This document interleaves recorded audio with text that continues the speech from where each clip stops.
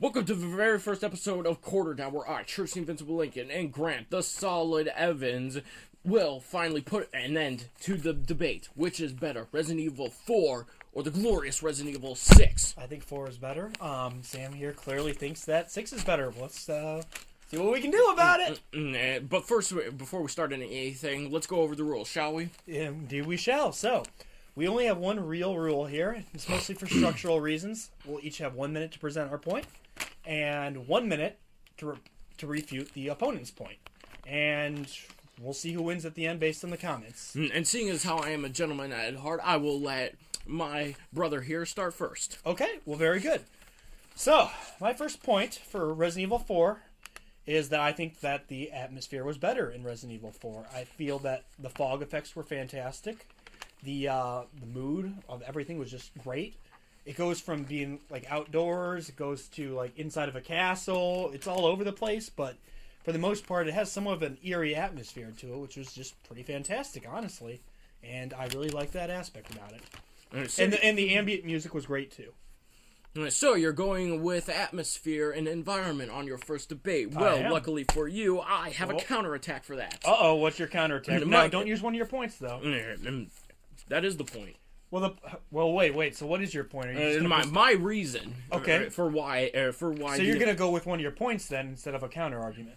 Okay, that works. No, this is a counter argument. Okay, well, I'm listening. Okay, my reason for saying that the time and places of Resident Evil 6 are better is the fact that it's actually more around the world now. You're not just stuck in one place. Sure, you were in, what was it, Europe in 4? Yeah, you were in Europe in 4, but that was just one separate place. You were in a village, a castle, and then an island. But in 6, and you're literally going around the world from America to China and Edonia and at the bottom of the sea and all that good things. So what if it's not dark and eerie? And you know what? Some places are. Mostly in Leon's story, but you gotta place in mind that some changes had to be made, and it fit the circumstances really well. Okay. Well, if that was your counter argument, you can present one of your points then. Okay.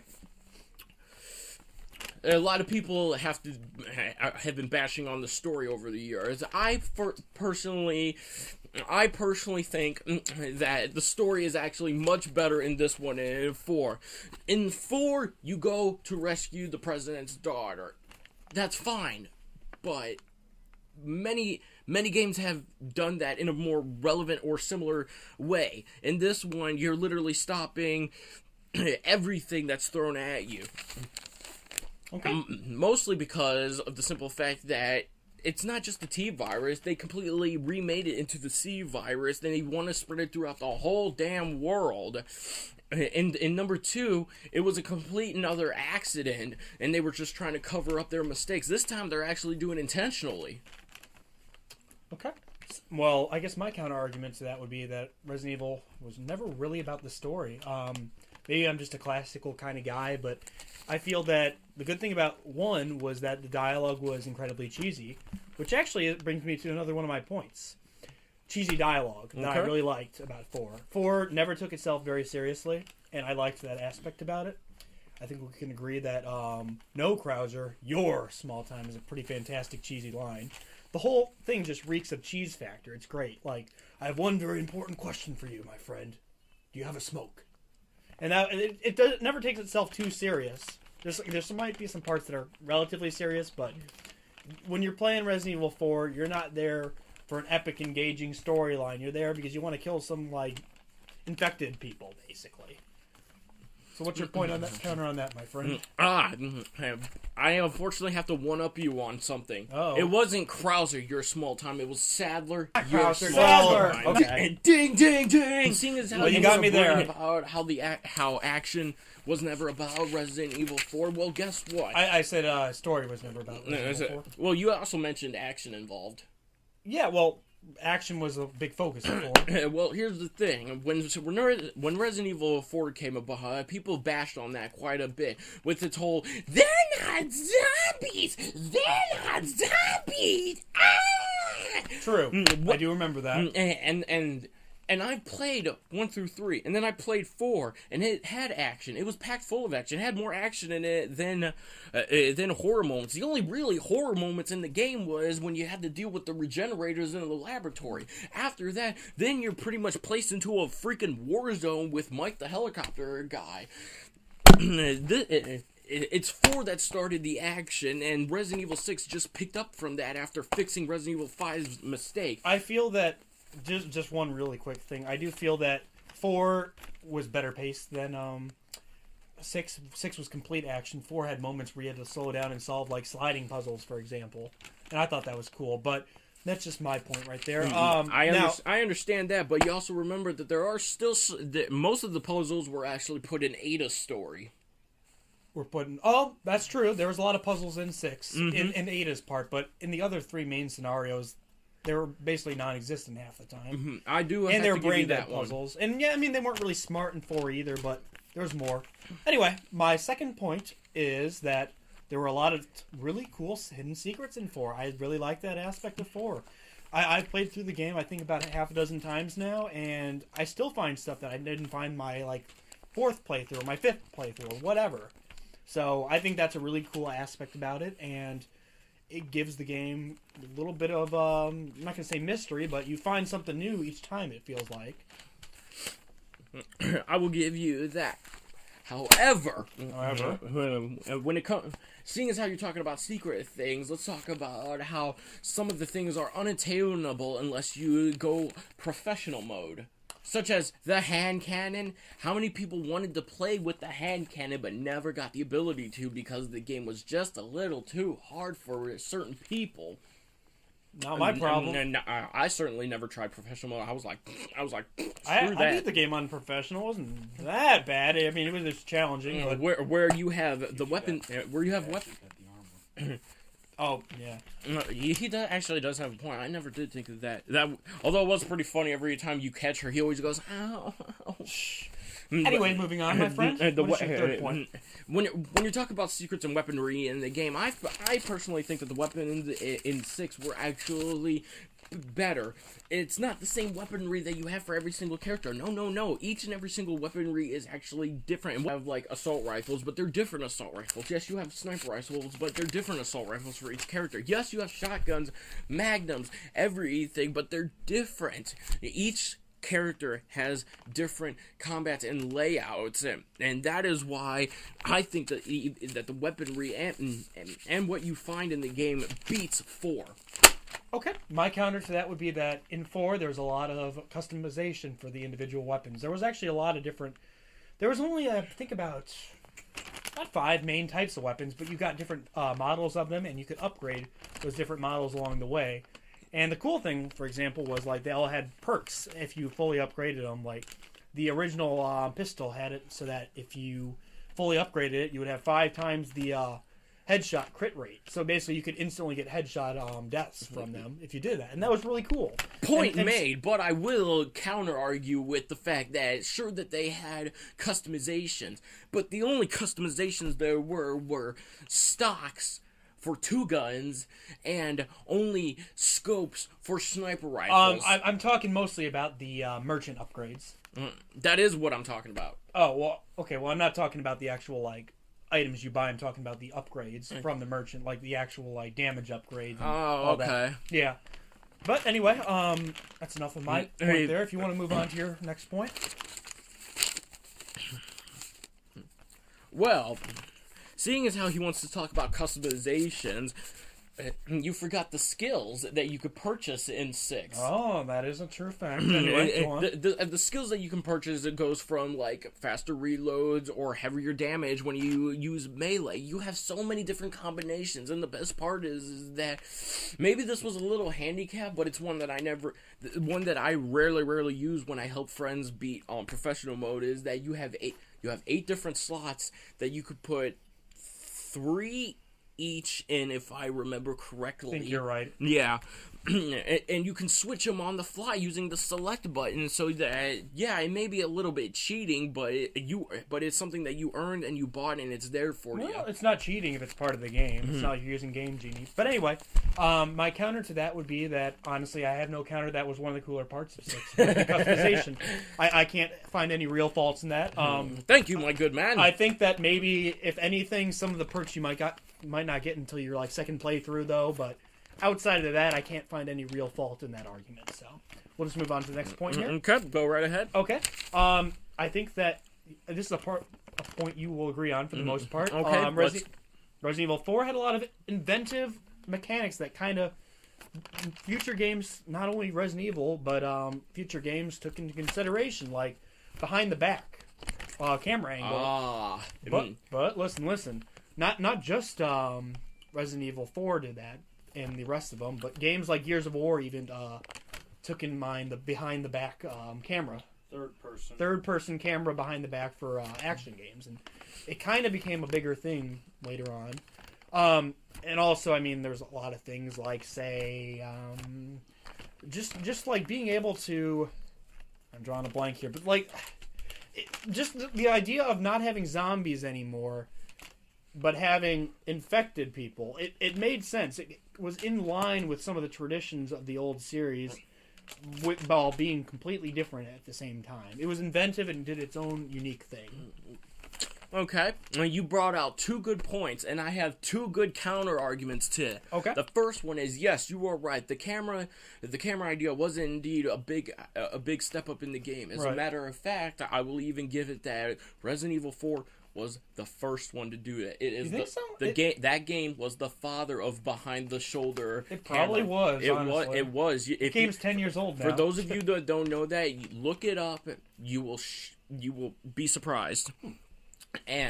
But I have a counter argument for that. Yes, it made things a little bit more suspenseful, but it also made things a lot more stressful. You think so? When 6 came out, it was still behind the shoulder, but you had the ability to literally look behind you. But that goes back to my point of the whole following tradition. It literally uses tank controls like in the first 3 and Code Veronica and all that. But the thing is, it's just behind the back makes it more manageable. So you still press forward to move forward. You still press left to curve to the left or whatever, but and I'm not taking anything away from that. Sure, you had the ability to quickly look behind you by hitting X and back, sure, but it was just the simple freedom of the camera that you could actually look anywhere to see if you're gonna get hit. Okay, well, I think we should move on to the next point here. It looks like the point's getting a little dragged out. So. Okay, and what was the second one that you put? Really quickly, I just said that. I don't know. I said the zombies were different. Yes. The Ganados may have not been zombies, but they, but take in mind that they brought zombies back in 6. Yes, only in Leon's story. Yes, only in Ada's story. But they're still zombies, and they're even better zombies than Operation Raccoon City. Or do I need to bring up that loathsome piece of trash? Point taken. I see your point. I'm not going to argue about the zombie part, but anyway. You can present your next point, Sam. Okay. The 4-player co-op in the game when it came to online things. Okay. Sure. This one is kind of a pro and a con. You have the ability to play up to 4 players if all 4 players are in the same thing with lobby? The story. Yes, in the same lobby with the story at the exact same time. Yes, it was a little bit of a hassle if you had like 4 people that wanted to play a different thing with you, but it was immensely a lot of fun if you managed to. I agree with your point about having 4 players making it a lot of fun, but I do feel that it did take away a little bit of the challenge, which is fine, I guess. If you're playing with friends, it's to have fun, right? But I like having a challenging game sometimes, and I like, sometimes having help, but not overly too much help. Okay. But, and again, that's a personal preference thing. I like the balance, and sometimes that would completely throw it off. Okay. That's all my point, and that's all preference. I can't refute it otherwise, so. Okay. Your next point? Okay, my next point is that I felt that the QuickTime events in 4 were more minimal than they were in 5 and especially 6. Okay. I felt that they, for the most part, a lot of times made sense. Like, for example, when you're fighting the Leviathan in the, chapter 1-4, I think it was. Like, you press A to swim back to the boat, and that made a lot of sense. and then like immediately after you beat him, you would press A to cut out of the rope, and that made sense too. Like the quick time events they had made a lot of sense. Mm-hmm. And in 6, it seemed like they threw them in there half the time just to throw them in. You made a good point, but you also got to remember, as time passes, each and every single video game nowadays is doing that. I can't deny that, but I felt that it was very overbearing. I didn't really have a lot of problem in that. Okay. Maybe it's because it's just me that I'm accustomed to button mashing because I'm a hack and slash and a brawler when it comes to video games. But I really didn't find that big of a deal. There wasn't just a lot of button matching; it was just a lot of timed presses as well. Okay. And let's not forget that you could also have the ability to parry moves at the blink of an eye. It's supposed to teach you that you're supposed to watch out for those things. It's the same effect that they did in Devil May Cry 4, where you discover this and the effect is rewarding. Okay. Well, very good. I'm not going to try to debate that, but if you want to present your next point, then. The enemies in the game. People have been bashing on these enemies for so long, especially when it comes to Ustanok, or as they like to call it, the substitute nemesis.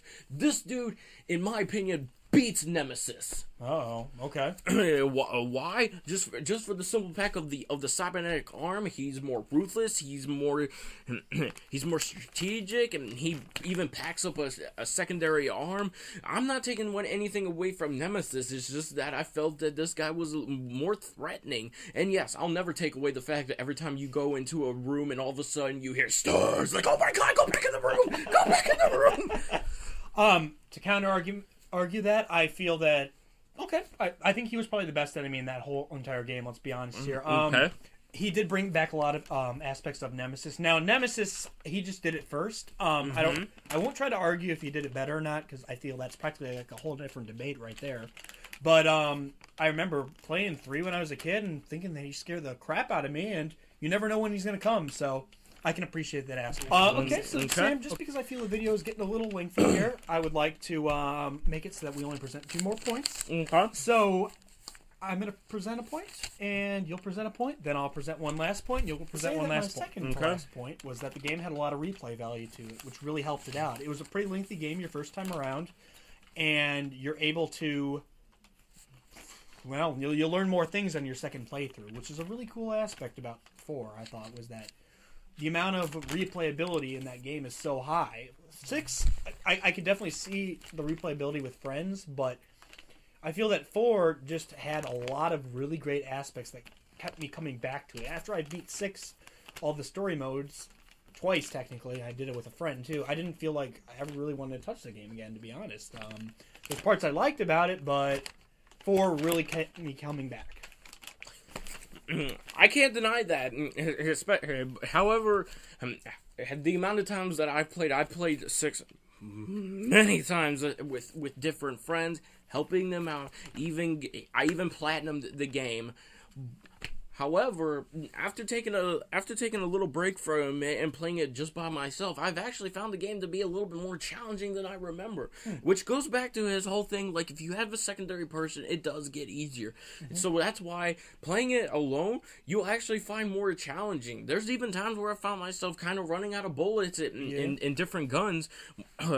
And even dying once or twice because I forgot something. Just a side point, kind of unrelated to your point, but I did play the game the first time around by myself, and the second time around with someone else. So I've done both. Now your second to last point? Yes. The combat system. Okay, the combat system. Let's talk about it. Ever since 4 and 5, people have been dying for a combat system where you can actually freely use melee. And I'm not taking anything away of the fact that the lack of melee, unless you get a headshot or some kind of body wound that actually executes up melee. However, there have been people that are saying, like, what if we could actually melee if we're running out of bullets? Because who uses the knife? Who uses the knife? No one uses the knife. I used the knife a lot in 4, actually, but anyway. Everyone used the knife just to cut boxes. That's it. Well, I actually disagree. By the way, you've activated my trap card. Oh? Because that was going to be my final point. Oh? I guess this is where we really, truly disagree. I felt that in 4, combat in basically 99% of aspects was better.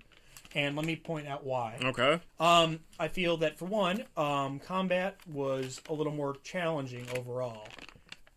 In 6, you had a melee button. You could walk around while moving. And I get that's more realistic. That's fine. That's realistic. I see what they're going for. But, yet again.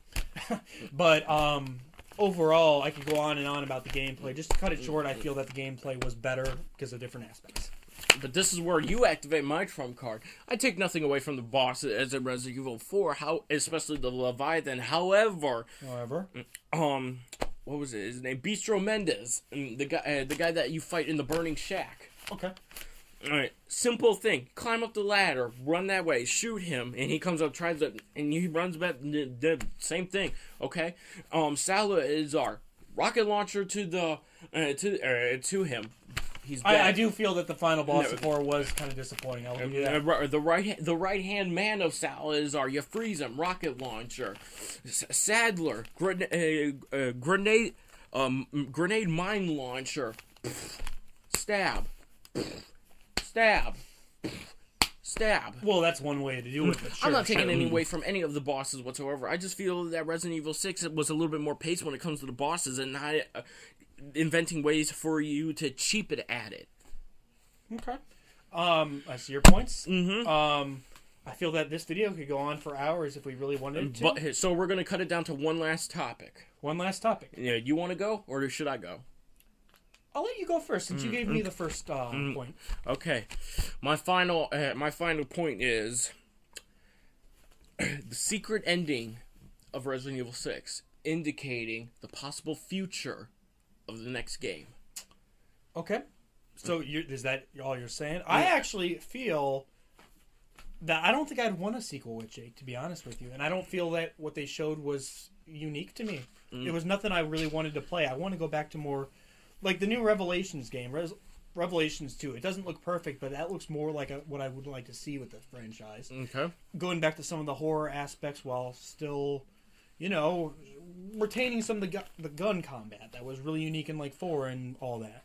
I think that's the direction I'd like to see the series go in, not what Resident Evil 7 looks to be going in. So that's why you favor Revelations 2 to be nothing more than a little copycat of the Evil Within.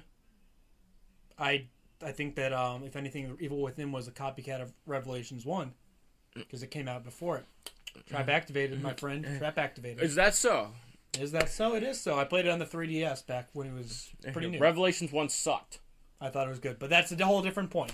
Anyway, to end the video, I think we're going to do here. Yeah, I don't have any other real points. Actually, there is one last thing.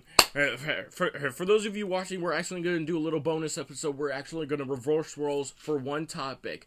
You're going to say something good about Resident Evil 6 that you found it. Okay. And I'm going to say something bad about Resident Evil 6 that I thought. Fantastic, and I'll say something bad about 4, and yes. You say something good about... I know you said you like 4, right? I take nothing away from 4. Right, no, and I think 6 is a good game for when it comes down to it, but I feel that it has a lot of problems, but a lot of good points. Anyway, okay. That's the end of the first episode. I hope you enjoyed. Goodbye.